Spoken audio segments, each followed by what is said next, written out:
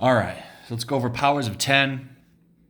I'll go ahead and say the right title this time because I know a lot of people want the correct title, so we're going to use it. But it is hot today. Hot. It's almost like 90.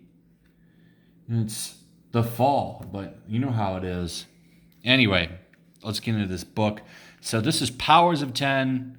This one is kind of the second book to House of X. They kind of just run in this weird order.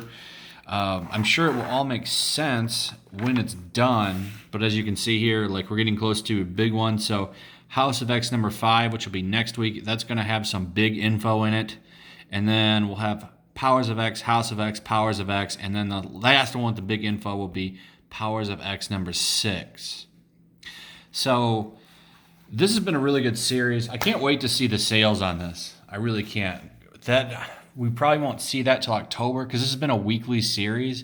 But it's going to be really interesting to look at the sales between, when this started and when it ends and see how consistent they stay. I would like to see if there is an increase and if these sold and shipped high. I bet you they are because the hype for this is real. This is a great series.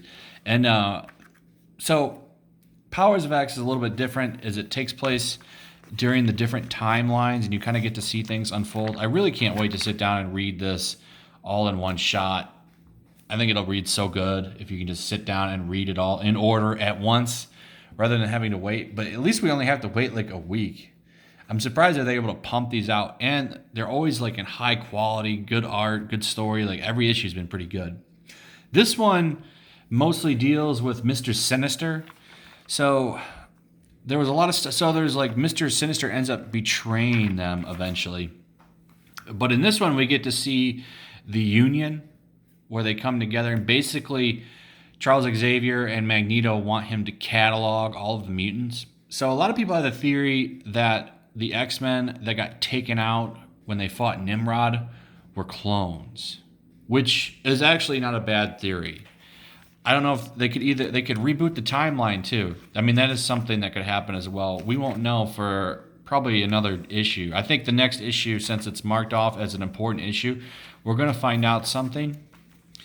And it might have to do with the cloning stuff. Because this one introduces the idea that they were working with Mr. Sinister. And they tell Mr. Sinister to forget.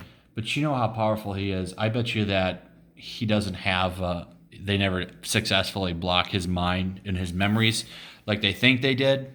But we'll see. They would have learned from that because when they first met him, this was shown it was shown to be the first timeline. So they would have found out that he was a traitor and stuff. They know what they're doing at this point, basically. So we'll see what happens because you got to remember they keep redoing these events over and over again because of the fact that Moria keeps giving Charles her memories, and he gets in on the Groundhog Day basically, which helps, I guess. I want to see where this goes so bad. We also get to see the formation of the living island and how Charles worked a relationship with it, and they kind of learn to respect each other. And we have this other mutant here who is basically going to help him turn this into a livable place where people can stay, stuff like that. That's pretty much the big information that we learned from this. We also learn about some machines that come to merge with people. It's like a machine empire. I'm not talking about Zeo Rangers, but there's a machine empire, and they form like an alliance with them. That's pretty much it. That's it. There's nothing much else that happens in this book, but it's still good. It was nice to see them finally talk to Mr. Sinister, which we've been wondering. A lot of people have been wondering what's going on with that, and we finally got an answer. Here are the books that are coming. House of X number 6, Powers of X number 6. These are going to be the final ones. The inevitable future, the inevitable truth. I think that's going to have to do with the machines. You can't stop the machines. Every single alternate reality of the future that has been shown for the X-Men always has machines like pretty much wiping everybody out. It's probably the truth even for our world as we work on AI. I'm sure it's only a matter of time because there'll be a superior species that they take all of the humans out.